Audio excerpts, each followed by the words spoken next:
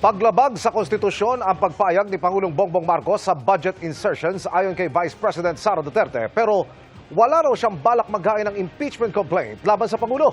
Pero handa raw siyang palitan si Marcos kung kakailanganin. Nakatutok si Sara Hilomen Velasco ng GMA Regional TV. Para kay Vice President Sara Duterte, wala nang kwestiyon kung sangkot si Pangulong Bongbong Marcos sa isyu ng budget insertions sa General Appropriations Act o GAA. Hindi ko na kailangan sabihin na kasali yung Pangulo dyan. Kasi kitang-kita naman natin, kanino bang pirma? Ang ebidensya ng kanyang participation is yung pirma niya sa GAA.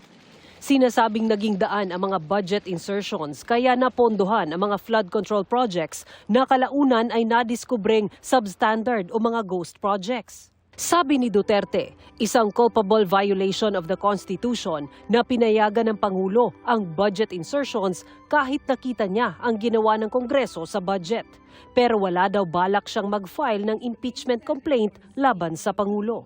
Why will we waste our time in filing a impeachment complaint na alam naman nating hindi papansinin ng House of Representatives? Pero handa daw siyang pumalit sa pwesto bilang Pangulo sakaling kailanganin. There is no question about my readiness. I presented myself to you when I was a candidate for Vice President